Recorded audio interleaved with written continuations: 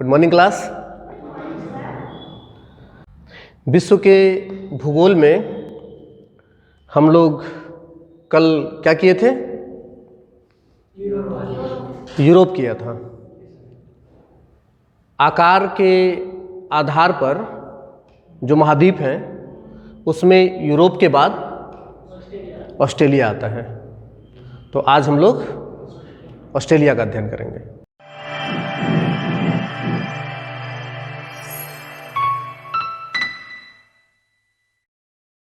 सबसे पहले बोर्ड पे जो बना है ये ऑस्ट्रेलिया है और इसके चारों तरफ जो सीमाएं बनती हैं उस पर हम लोग थोड़ी सी चर्चा कर लेते हैं ताकि पता चल जाए कि ऑस्ट्रेलिया कहाँ है। ऑस्ट्रेलिया पूरी तरीके से दक्षिणी गोलार्ध के अंतर्गत आता है, संपूर्णतः पूरा का पूरा दक्षिणी गोलार्ध में आता है और मकर रेखा इसके बिल्कुल बीच से होकर के जाता है। अर्थात ये जो लाइन आपको दिखाई दे रही है जो इसके बीच से होकर के जा रही है ये 23.5 डिग्री साउथ है, यानी कि मकर रेखा है। ये मकर रेखा इसके बिल्कुल बीच से होकर के जाती है। इसके चारों तरफ मैंने बताया कि पूरी तरीके से ये दक्षिणी गोलार्ध के अंतर्गत आता है, महासागरों से ही घिरा हुआ है। चारों तरफ से ये महासागरों से घिरा हुआ है। इसके उत्तर में और पूर्व में और दक्षिण में, उत्तर पूर्व और दक्षिण, अर्थात ये पूरा इलाका जो है इसका ये प्रशांत महासागर है। यहाँ पर मैं बड़ा बड़ा लिख दे रहा हूँ, ये पूरा प्रशांत महासागर है। और इसका जो पश्चिमी हिस्सा है ये हिंद महासागर से लगता है। तो ये चारों तरफ से दो महासागरों से ये घिरा हुआ है। ऑस्ट्रेलिया को द्वीपीय महाद्वीप भी कहते हैं, द्वीपीय महाद्वीप। अब थोड़ा सा मैप को समझते हैं, जो बना हुआ है उसको समझने की कोशिश करते हैं। ऑस्ट्रेलिया के अंदर ये ऑस्ट्रेलिया की जो भी सीमाएं हैं इसके अंदर पर हम लोग बात करेंगे। ये जो लाल रंग की लाइनें दिखाई दे रही हैं ये ऑस्ट्रेलिया के राज्य हैं।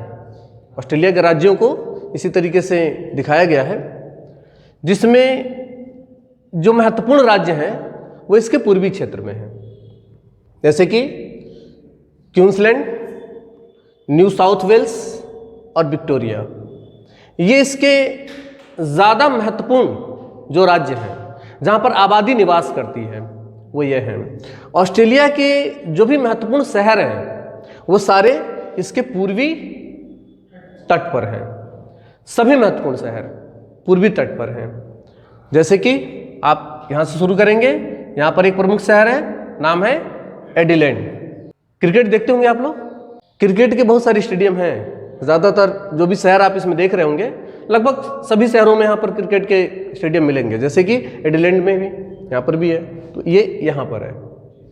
एडिलेड शहर जो है ऑस्ट्रेलिया की एक प्रमुख नदी नाम है मरे डार्लिंग नदी। नदी का नाम है मरे डार्लिंग नदी, अपना मुहाना यहीं पर बनाती है।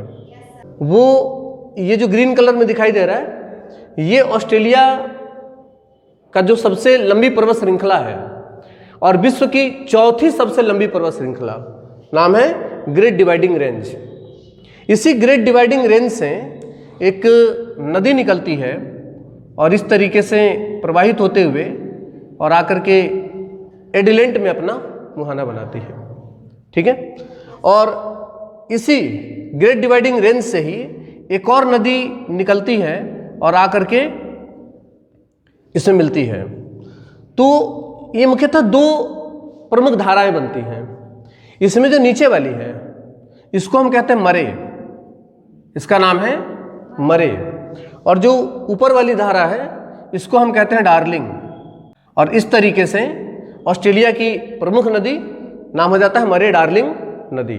और मरे डार्लिंग नदी अपना मुहाना बनाती है एडिलेड में, अर्थात एडिलेड एक बंदरगाह है और यहीं पर ये अपना मुहाना बनाती है। तो एक प्रमुख शहर एडिलेड, इससे रिलेटेड मरे डार्लिंग नदी जो कि कहाँ से निकलती है, ग्रेट डिवाइडिंग रेंज से निकलती है। ग्रेट डिवाइडिंग रेंज विश्व की चौथी सबसे लंबी पर्वत श्रृंखला है। तो 3 पहले की याद है आप लोगों को, कौन कौन सी हैं? विश्व की सबसे लंबी पर्वत श्रृंखला एंडीज है। एंडीज किस महाद्वीप के अंतर्गत आता है? दक्षिणी अमेरिका महाद्वीप के अंतर्गत आता है। विश्व की दूसरी सबसे लंबी पर्वत श्रृंखला रॉकी है, जो कि उत्तरी अमेरिका महाद्वीप के अंतर्गत आता है। और विश्व की तीसरी सबसे लंबी पर्वत श्रृंखला हिमालय है, जो कि एशिया के अंतर्गत आता है। और विश्व की चौथी सबसे लंबी पर्वत श्रृंखला ग्रेट डिवाइडिंग रेंज है, जो कि ऑस्ट्रेलिया महाद्वीप के अंतर्गत आता है। और इसी से प्रमुख नदी मरे डार्लिंग निकलती है, जो कि एडिलेंट में अपना मुहाना बनाती है। मरे डार्लिंग नदी जहां पर अपना मुहाना बनाती है, तो इसका जो ये क्षेत्र बनता है ना, न्यू साउथ वेल्स का और विक्टोरिया का, यहां पर गेहूं का उत्पादन काफी मात्रा में होता है। गेहूं का उत्पादन ये शीतोष्ण जलवायु के अंतर्गत आता है। आप देख रहे होंगे 23.5 डिग्री साउथ, और उसके ये नीचे का क्षेत्र है। तो यहाँ पे ना गेहूं की खेती ठीक ठाक होती है। इस पूरे क्षेत्र को रिवेरिना क्षेत्र कहा जाता है। कौन से वाले? जो मरे डार्लिंग नदी के जो बेसिन बनेगा ना, उसे कहा जाता है रिवेरिना क्षेत्र। इसके प्रमुख शहरों पर हम लोग बात कर रहे थे। मैंने बताया कि सारे इसके प्रमुख शहर किधर हैं? इसके पूर्व में है। तो एडिलेंट के बाद मेलबर्न यहां पर है।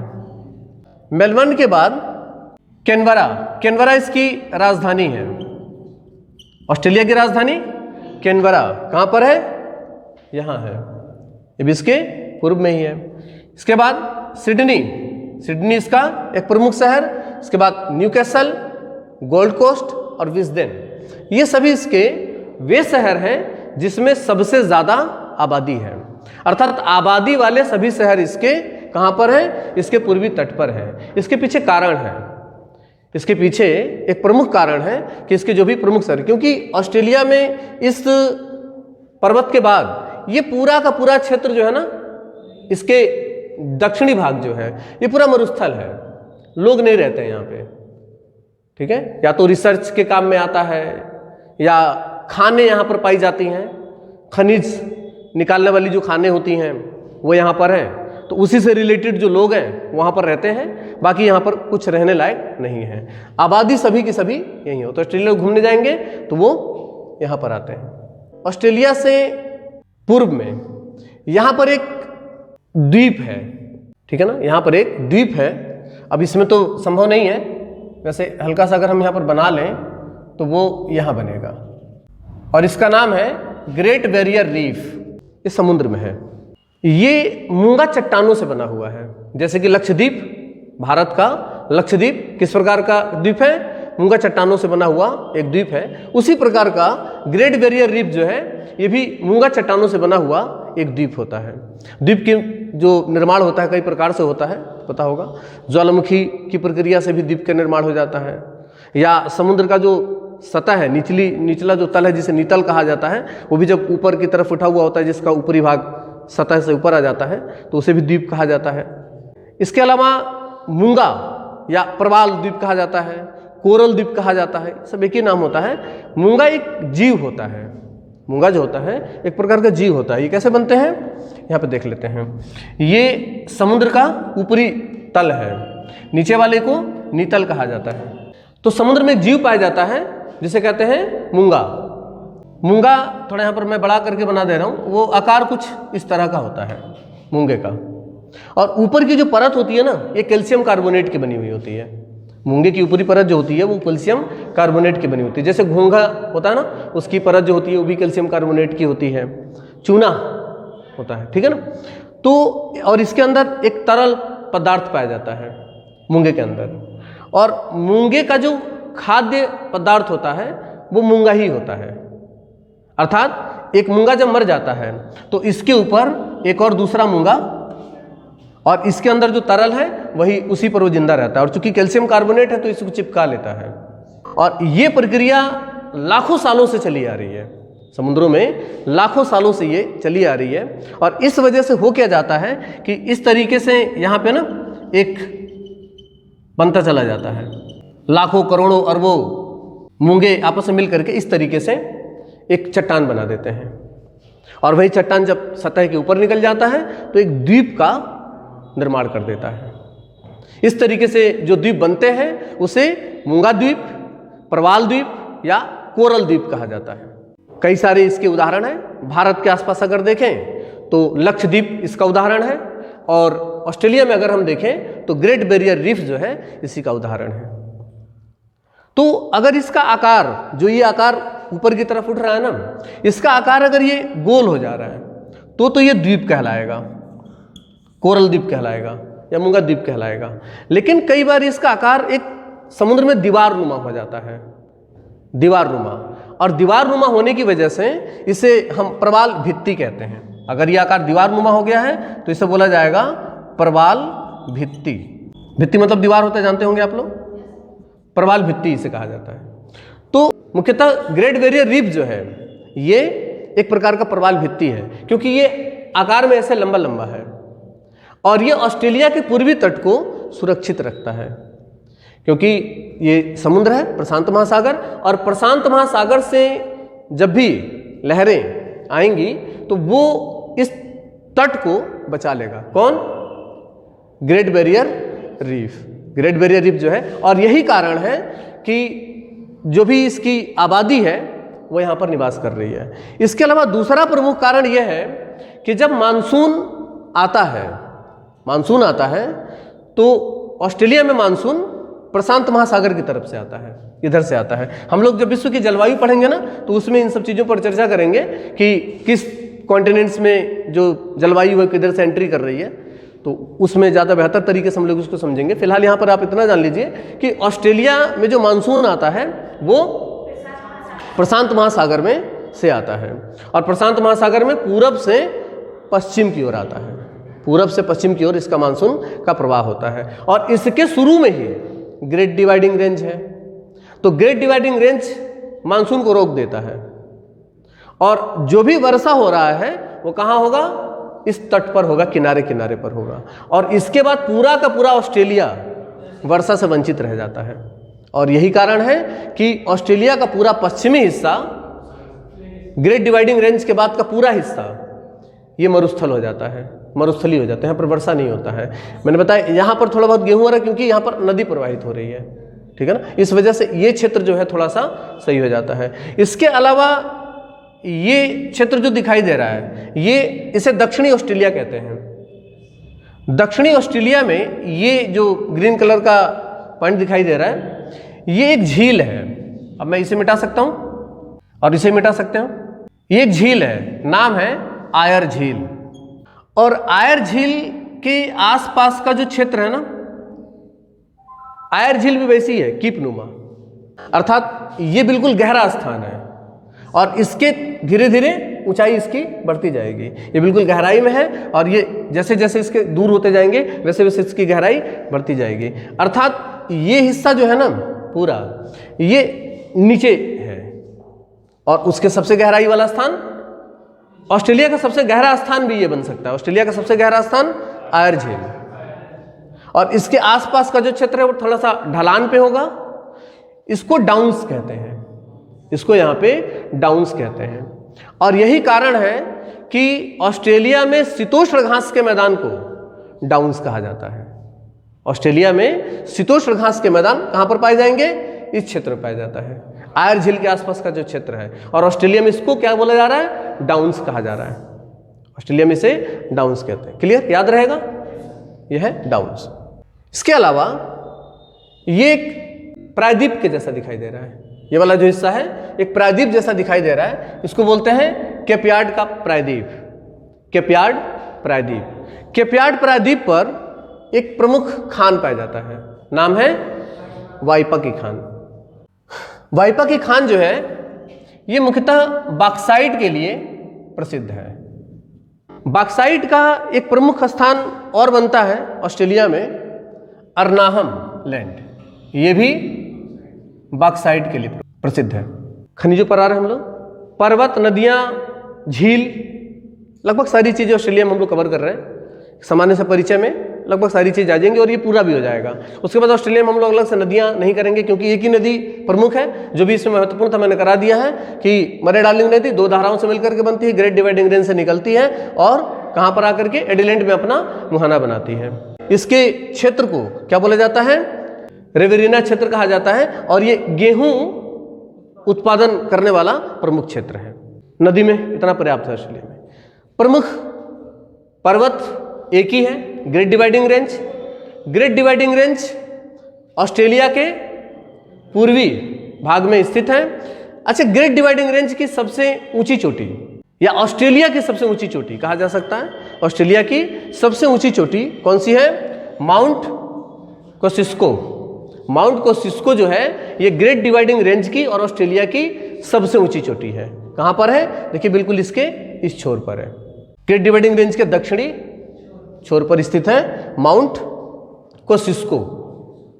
क्लियर है? तो पर्वत भी। अच्छा, 2 प्रमुख पर्वत यहां पर और भी हैं जो कि इसके भीतरी भाग में पाए जा रहे हैं, अर्थात ग्रेट डिवाइडिंग रेंज के पश्चिम में। एक तो है यहां पे उत्तरी क्षेत्र और इसे क्वींसलैंड कहते हैं और इसी की सीमा पर स्थित है, नाम है माउंट ईसा। पूछा जाएगा माउंट ईसा कहाँ स्थित है? तो माउंट ईसा उत्तरी क्षेत्र, ठीक है ना, नॉर्दर्न एरिया कहा जाता है इसको, और यह है क्वींसलैंड की सीमा पर स्थित है माउंट ईसा। इसके अलावा एक और पर्वत है, आप देख रहे होंगे डाउन्स वाले इलाके में, इसका नाम है ब्रोकन हिल। तो ये 2 पर्वत जो है, और याद रखेंगे आप लोग, ब्रोकन हिल लगता है किसके अंतर्गत? दक्षिणी ऑस्ट्रेलिया के अंतर्गत। और दक्षिणी ऑस्ट्रेलिया को कई नामों से जाना जा रहा है। पहले तो राज्य दक्षिणी ऑस्ट्रेलिया। दक्षिणी ऑस्ट्रेलिया में शीतोष्ण घास के मैदान पाए जा रहे हैं, जिसे क्या बोला जा रहा है? डाउन्स बोला जाता है। यहाँ पे इसे डाउन्स बोला जाता है, जो कि आयर झील के आसपास का क्षेत्र है। यहाँ पे जो आयर झील के आसपास का क्षेत्र बन रहा है, इसे मध्यवर्ती बेसिन कहा जाता है। इसको एक और नाम दिया जाता है, मैं यहाँ पे लिख दे रहा हूँ, इसको बोलते हैं मध्यवर्ती बेसिन। मध्यवर्ती बेसिन। इसको एक और नाम दिया जाता है आर्टिजन बेसिन। आर्टिजन बेसिन, इसके ये दोनों नाम है। तो कई नाम हो गए। दक्षिण ऑस्ट्रेलिया, ये तो हो गया राज्य का नाम। इसके अलावा डाउन्स एरिया, डाउन्स एरिया शीतोष्ण घास के मैदान यहाँ पर पाए जा रहे हैं। इसके अलावा इसे मध्यवर्ती बेसिन कहा जा रहा है, और मध्यवर्ती बेसिन को ही आर्टिजन बेसिन कहा जाता है। आर्टिजन बेसिन क्यों कहा जा रहा है? आप लोग कभी तराई बेल्ट में ऊपर की तरफ, काशीपुर से और थोड़ा सा ऊपर जब आप जाएंगे तो वहाँ पे देखेंगे कि जब बोरिंग की जाती है ना, बोरिंग जब की जाती है तो पानी अपने आप निकलता है। क्यों? उसे आर्टिजन बोलते हैं, ठीक है ना, उसे आर्टिजन बोला जाता है। पानी अपने आप निकलता है, उसे इंजन वगैरह नहीं लगाना पड़ता है, इंजन नहीं लगा करके, और अपने आप ही पानी निकल। क्यों ऐसा होगा? क्योंकि वहाँ पे जो वाटर लेवल है ना, वो ऊपर आ गया है। जो उसकी सतह है, सतह से वाटर लेवल ऊपर है। तो मैंने कहा ना, ये क्षेत्र डाउन्स है, नीचे की तरफ दबा हुआ है, जिसकी वजह से इस क्षेत्र में अगर हम बोरिंग कर रहे हैं तो पानी यहाँ पर अपने आप निकलने लगता है। और चूंकि पानी जब अपने आप निकलने लगेगा तो थोड़ा हरा भरा होगा ही, तो इसी वजह से यहाँ पर घास के मैदान विकसित हो जाता है, जिसे शीतोष्ण घास के मैदान कहते हैं, जिसे ऑस्ट्रेलिया में डाउन्स कहा जा रहा है। ठीक है ना, इसी वजह से इसको क्या नाम दिया गया है? आर्टिजन बेसिन कहा जा रहा है। इसके बाद ये जो पूरा इसका दक्षिणी भाग है, ये पूरा का पूरा मरुस्थल है। ये ग्रीन कलर में जितना भी आपको दिखाई दे रहा है, इसे मरुस्थल, ये पूरा क्षेत्र मरुस्थली है, और इसका नाम है ग्रेट विक्टोरिया मरुस्थल। Great Victoria. ऑस्ट्रेलिया में ज़्यादातर जो बड़ी चीज़ें हैं ना, उसके नाम ग्रेट से ही रखे गए हैं, जैसे great barrier reef, great dividing range, great Victoria मरुस्थल, सबके नाम के आगे लगभग ग्रेट लग रहा है। ये जो ग्रेट विक्टोरिया मरुस्थल है, इसके अंदर छोटे छोटे और भी कई सारे मरुस्थल हैं, उनके नाम मैंने यहाँ पर लिख दिए हैं। ग्रेट सैंडी मरुस्थल, गिटसन मरुस्थल और सिप्सन मरुस्थल।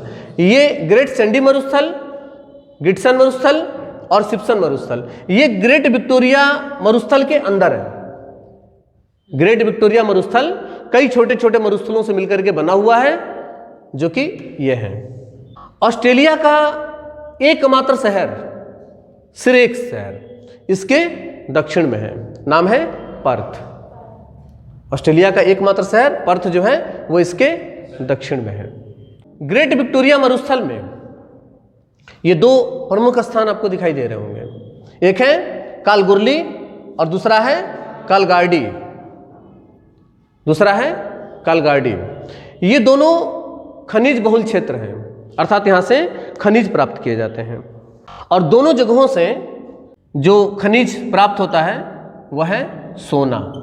गोल्ड सबसे ज़्यादा ऑस्ट्रेलिया में, गोल्ड सबसे ज़्यादा यहाँ से प्राप्त किया जाता है। इसके अलावा पर्थ से लेकर के कालगुरली कालगार्डी से होते हुए एक ट्रेन लाइन बिछाया गया है कैनबरा तक। अर्थात अगर आप पूर्वी ऑस्ट्रेलिया से पश्चिमी ऑस्ट्रेलिया की तरफ जा रहे हैं तो सिर्फ एक ही माध्यम है, कैनबरा से लेकर के पर्थ तक जो रेलवे लाइन गई है सिर्फ वही, और उसका उपयोग इन क्षेत्रों में जो खनिज है उन खनिजों का दोहन करने के लिए, खनन करने के लिए ही इसका उपयोग किया जाता है।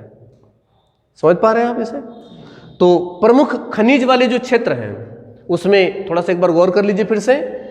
सोना, कालगुरली कालगार्डी कहाँ पर स्थित है? ऑस्ट्रेलिया के दक्षिण भाग में ग्रेट विक्टोरिया मरुस्थल के अंतर्गत आता है। इसके अलावा बॉक्साइट, बॉक्साइट दो स्थानों से प्राप्त किए जा रहे हैं। एक तो वाइपा की खान जो कि कहाँ पर है? केपयार्ड प्रायद्वीप पर है, वाइपा की खान केपयार्ड प्रायद्वीप, और इसके अलावा अर्नाहम, अर्नाहम लैंड में बॉक्साइट प्राप्त किया जा रहा है। दो स्थान बॉक्साइट के लिए प्रमुख हैं। क्लियर है? इसके अलावा जो पिलवरा, ये ग्रेट विक्टोरिया मरुस्थल में एक स्थान है पिलवरा। पिलवरा जो है ये लोहा के लिए प्रसिद्ध है।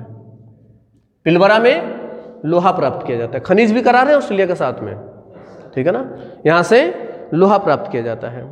इसके अलावा हमने माउंट ईसा बताया था। ये जो माउंट ईसा का क्षेत्र है ना, यहाँ से सीसा, जस्ता, तांबा और चांदी प्राप्त किया जाता है। कौन कौन से खनिज हो गए माउंट ईसा में? सीसा, जस्ता, तांबा और चांदी। सीसा जस्ता को पता होगा, जुड़वा खनिज कहा जाता है, खनिज में मैंने कराए भी है। ये जहां भी मिलते हैं साथ में ही मिलते हैं। तो सीसा जस्ता आपके कहां से? माउंट ईसा से प्राप्त हो रहे हैं। इसके अलावा माउंट ब्रोकन हिल, मैंने बताया था माउंट ब्रोकन हिल, माउंट ब्रोकन हिल से भी सीसा और जस्ता प्राप्त किया जा रहा है। ब्रोकन हिल से भी सीसा और जस्ता, सीसा जस्ता भी माउंट ब्रोकन हिल से प्राप्त किया जा रहा है। सोना उत्पादन में ऑस्ट्रेलिया का विश्व में कौन सा स्थान है? सोना उत्पादन में ऑस्ट्रेलिया का विश्व में दूसरा स्थान है। इसका दूसरा स्थान है किसके बाद? चीन के बाद। चीन के बाद इसका दूसरा स्थान आता है। ये ऑस्ट्रेलिया से रिलेटेड जो भी महत्वपूर्ण चीजें हैं मैंने सारी करा दी हैं। अब अगर इसमें आप कुछ लिखना चाहें, यहाँ पर एक खाड़ी है, नाम पूछ लिया जाता है कि ऑस्ट्रेलिया के जो उत्तर में खाड़ी है उसका क्या नाम है? क्या नाम है? कारपेंटिया की खाड़ी। कारपेंटिया की खाड़ी कहाँ पर स्थित है? यहाँ स्थित है। ये केपयार्ड प्रायद्वीप के पश्चिम में और ऑस्ट्रेलिया के उत्तर में। कौन सी खाड़ी है? कारपेंटिया की खाड़ी। ये प्रमुख खाड़ी है यहाँ की, कारपेंटिया की खाड़ी। लिखना चाहते हैं तो लिख लीजिए, कुछ इंपॉर्टेंट चीजें बोल दे रहे हैं। ऑस्ट्रेलिया के सभी प्रमुख शहर इसके पूर्वी तट पर स्थित हैं। नेक्स्ट, मरे डार्लिंग नदी की घाटी बहुत उपजाऊ क्षेत्र है। इस क्षेत्र में गेहूं का उत्पादन सबसे अधिक होता है। इस क्षेत्र को रेवेरिना क्षेत्र कहते हैं। नेक्स्ट पॉइंट, विश्व की चौथी सबसे लंबी पर्वत श्रृंखला ग्रेट डिवाइडिंग रेंज ऑस्ट्रेलिया के पूर्व में स्थित है, जिसके कारण ऑस्ट्रेलिया में सबसे अधिक वर्षा इसके पूर्वी तट पर होता है। यही कारण है कि ऑस्ट्रेलिया के सभी महत्वपूर्ण शहर पूर्वी तट पर स्थित हैं। ग्रेट डिवाइडिंग रेंज के कारण ऑस्ट्रेलिया के पश्चिमी भाग में वर्षा नहीं होता, जिसके कारण संपूर्ण दक्षिणी ऑस्ट्रेलिया मरुस्थलीय है, जिसके कारण इस क्षेत्र को प्यासी भूमि का देश कहा जाता है, या ऐसे कर लीजिएगा प्यासी भूमि का द्वीप कहा जाता है। Next point, great dividing range तथा ऑस्ट्रेलिया की सर्वोच्च चोटी कौन सी है? माउंट कोसिस्को है। माउंट कोसिस्को है।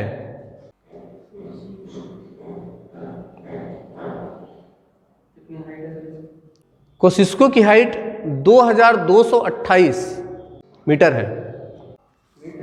मीटर में ही नापते हैं। नेक्स्ट, ऑस्ट्रेलिया के, या ऐसे कर लीजिएगा दक्षिणी ऑस्ट्रेलिया को मध्यवर्ती बेसिन तथा आर्टिजन बेसिन कहा जाता है।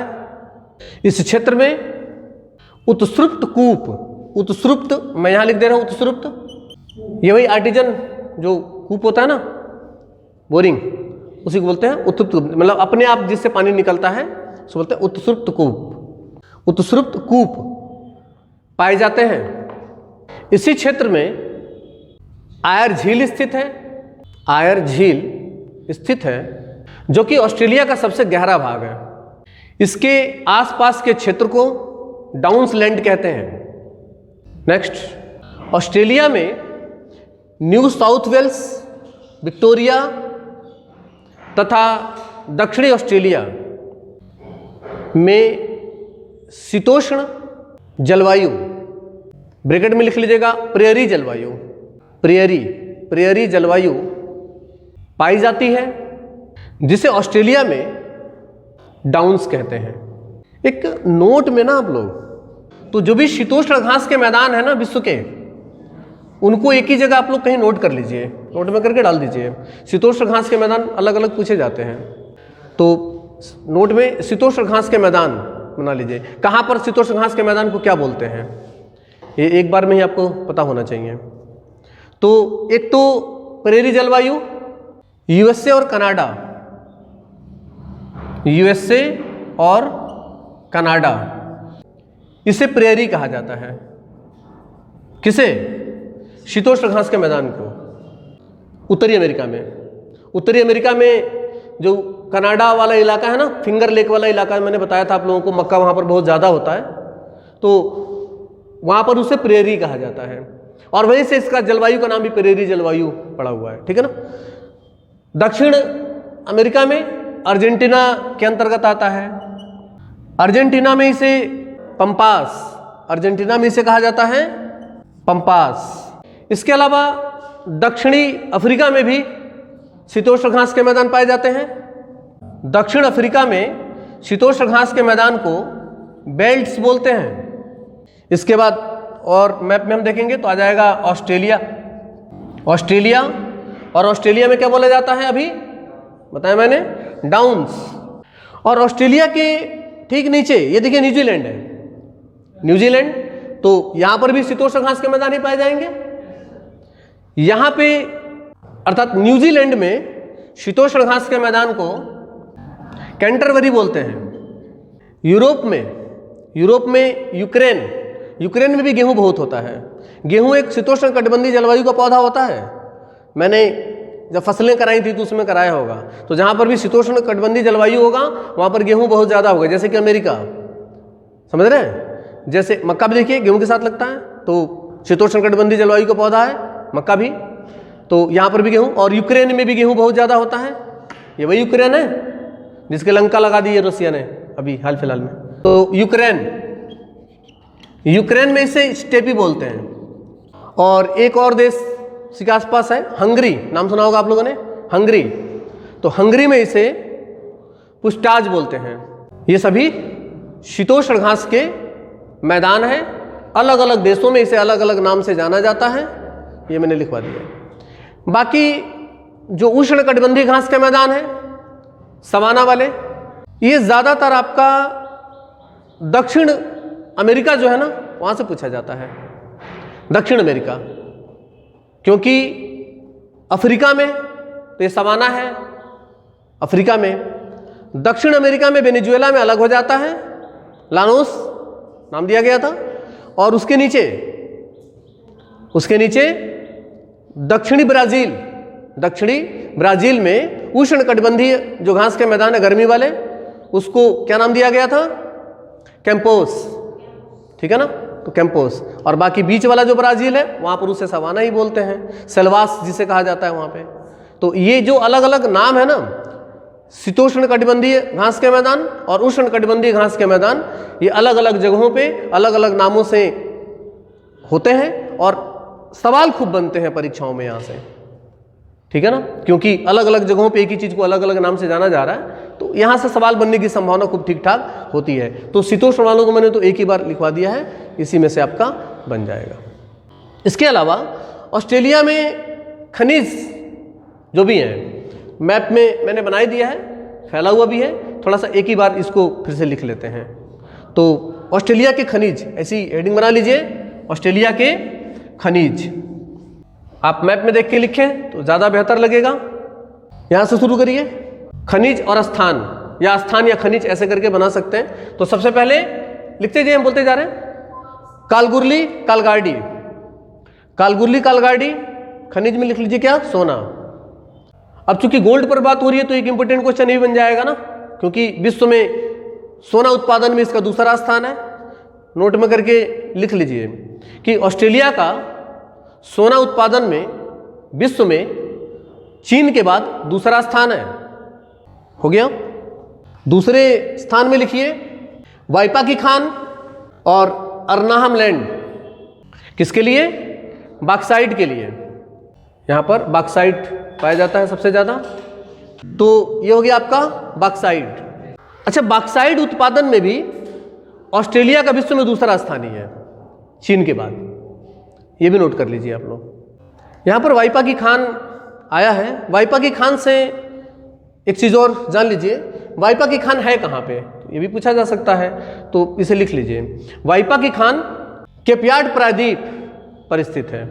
एक चीज़ और मेंशन कर लीजिए, केपयार्ड प्रायद्वीप के पश्चिम में, केपयार्ड प्रायद्वीप के पश्चिम में कौन सी खाड़ी है? कारपेंटिया की खाड़ी स्थित है। अगला पिलवारा की खान, लिखिए पिलवारा की खान किसके लिए प्रसिद्ध है? लोहा के लिए। अगला लिखिए माउंट ब्रोकन हिल, कहाँ पर है? दक्षिणी ऑस्ट्रेलिया में। माउंट ब्रोकन हिल ब्रैकेट में लिख लीजिएगा, दक्षिणी ऑस्ट्रेलिया। किसके लिए प्रसिद्ध है? सीसा जस्ता। कौन सा बच गया? माउंट ईशा। अगला लिखिए माउंट ईशा, किसके लिए प्रसिद्ध है ये? सीसा जस्ता, तांबा चांदी।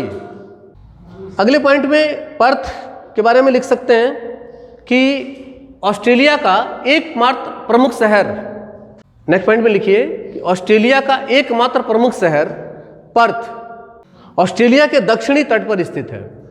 नेक्स्ट, ऑस्ट्रेलिया का सबसे बड़ा मरुस्थल ग्रेट विक्टोरिया मरुस्थल है, जिसके अंदर ग्रेट सैंडी मरुस्थल, गिंडसन मरुस्थल और सिम्पसन मरुस्थल स्थित है। एक रोचक जानकारी दे रहे हैं, उसको भी जान लीजिए। हम बात कर रहे थे अभी ग्रेट बैरियर रीफ के बारे में। ग्रेट बैरियर रीफ जो है ना, ये ऑस्ट्रेलिया का जो कुल आय है, कुल आय, उसका एक बहुत बड़ा आय का स्रोत ग्रेट बैरियर रीफ है। कैसे? पर्यटन की दृष्टि से बहुत महत्वपूर्ण है। आप ऑस्ट्रेलिया अगर घूमने के लिए जा रहे हैं तो सिर्फ एक ही जगह जाएंगे आप, ग्रेट बैरियर रीफ। बहुत ही खूबसूरत है ये। आप इन शहरों में से कहीं पर भी उतरेंगे और उसके बाद से आप समुद्री यात्रा करते हुए, एक तो वो जो समुद्री यात्रा है ना वो बहुत रोमांचक होगा, तो समुद्री यात्रा करते हुए पहुंचेंगे आप कहाँ तक? ग्रेट डिवाइडिंग रेंज तक। और ग्रेट डिवाइडिंग रेंज में वहाँ पर जाने के बाद से जो वहाँ का पर्यटन है वो आपको समुद्र के अंदर ले जाएगा। और ग्रेट डिवाइडिंग रेंज के अंदर, समुद्र के अंदर जो डूबा हुआ भाग है वो बहुत खूबसूरत है, क्योंकि कोरल का बना हुआ है, तो रंग बिरंगी चट्टानें इसमें देखने को मिलती हैं। इसके अलावा एक जलीय जैव विविधता क्षेत्र होता है। जब हम लोग कभी जैव विविधता पढ़ेंगे उसमें इस पर बात करेंगे। जैसे एक जैव विविधता स्थलखंड पे जो कि विषुवत-रेखीय क्षेत्र के अंतर्गत आ रहा है, अर्थात जहां पर विभिन्न प्रकार की वनस्पतियां और विभिन्न प्रकार के जीव स्थल खंड में पाए जा रहे हैं, वो जैव विविधता क्षेत्र के अंतर्गत आता है, जो कि पृथ्वी पर जो स्थल खंड है वो विषुवत-रेखीय क्षेत्र के अंतर्गत आता है। ठीक इसी तरीके से समुद्र में जो जलीय भाग है उसमें भी कुछ क्षेत्र ऐसे होते हैं जहां पर विभिन्न प्रकार के जलीय वनस्पतियां और विभिन्न प्रकार के जलीय जीव पाए जाते हैं, उसको जलीय जैव विविधता क्षेत्र कहा जाता है। समझ पा रहे हैं? और ये वहीं पर विकसित होगा जो सुरक्षित भी होगा, ठंडे गर्म के हिसाब से भी ठीक अनुकूल स्थिति बन रही होगी, वहां पर ये क्षेत्र बन जाएगा। तो पूरे विश्व में सबसे बड़ा जो जैव विविधता का क्षेत्र बनता है, जलीय जैव विविधता का क्षेत्र जो बनता है, वो ग्रेट बैरियर रीफ बनता है। ग्रेट बैरियर रीफ में इसके इधर का जो समुद्र है वो तो काफी हलचल वाला होता है, गति होती है, लेकिन आकर के यहाँ पर वो टकराता है और इससे रोक देता है। और ऑस्ट्रेलिया के इस पूर्वी तट से लेकर के और ग्रेट बैरियर रीफ तक का जो बीच का समुद्र है ना, ये बहुत शांत रहता है, बहुत ही शांत हो जाता है, तो उस वजह से भी काफी खूबसूरत हो जाता है। और इसके इस वाले छोर में बहुत सारी वनस्पतियां विकसित होती हैं, समुद्री वनस्पतियां विकसित होती हैं, और चूंकि समुद्री जीव जो हैं वो भी यहाँ पर विकसित हो जाते हैं। चूंकि ये तट पर है तो बड़ी मछलियां यहाँ पर नहीं होंगी, तो छोटे छोटे जो जीव है ना उनके लिए बहुत सुरक्षा प्रदान करता है। तो चूंकि इन सब में बहुत छोटे छोटे जीव, खूबसूरत जीव, मछलियां यहाँ पर होता है, और यही ऑस्ट्रेलिया का सबसे प्रमुख आकर्षक केंद्र है। अगर आप ऑस्ट्रेलिया घूमने जा रहे हैं तो यही सबसे प्रमुख स्थान बनता है, ग्रेट बैरियर रीफ। बाकी ग्रेट बैरियर रीफ की एक महत्वपूर्ण भूमिका जो है वो ये भी है कि इस तट को सुनामी जैसे तूफानों से बचाने का काम भी ग्रेट बैरियर रीफ करता है। और यही कारण है कि सभी जो प्रमुख शहर हैं वो इसके पूर्वी तट पर बसे हुए, क्योंकि सुनामी जैसी स्थिति जो है यहाँ पर नहीं बनती है। किसके कारण? ग्रेट बैरियर रीफ के कारण। तो ऑस्ट्रेलिया में सबसे बेहतर चीज ग्रेट बैरियर रीफ है। अब जैसा भी हमने इससे बोला है, मुझे उम्मीद है कि लिख लेंगे आप लोग, ये लिखवा दें, लिखवा दें, लिख लीजिए, थोड़ा थोड़ा तो लिख लीजिए कि ऑस्ट्रेलिया के पूर्व में प्रशांत महासागर में ग्रेट बैरियर रीफ स्थित है। ग्रेट बैरियर रीफ मूंगा चट्टानों से बना एक प्रवाल भित्ति है तथा ऑस्ट्रेलिया का प्रमुख आय का स्रोत भी है। इसी में लिख लीजिए कि ग्रेट बैरियर रीफ ऑस्ट्रेलिया के पूर्वी तट को समुद्री तूफानों से सुरक्षा प्रदान करता है। यह आपका ऑस्ट्रेलिया पूरी तरीके से पूरा हो गया। पूरी तरीके से पूरा होने का क्या मतलब है? नदियां भी करा दी इसमें मैंने, मरुस्थल भी करा दिए इसमें, झील भी करा दिए इसमें, खनिज भी करा दिए मैंने इसके। जो भी ऑस्ट्रेलिया से बनने वाले सवाल हैं आपके किसी भी प्रतियोगी परीक्षा की दृष्टि से, सारे करा दिए। अब इससे बाहर ऑस्ट्रेलिया से कुछ भी नहीं है। अगर ऑस्ट्रेलिया से सवाल आएगा तो आज की क्लास में आपने जितना कर लिया है इसी से आएगा, इससे बाहर ऑस्ट्रेलिया से कुछ भी नहीं जाएगा। ओके, तो मिलते हैं अगली क्लास में, तब तक के लिए नमस्कार, धन्यवाद, जय हिंद।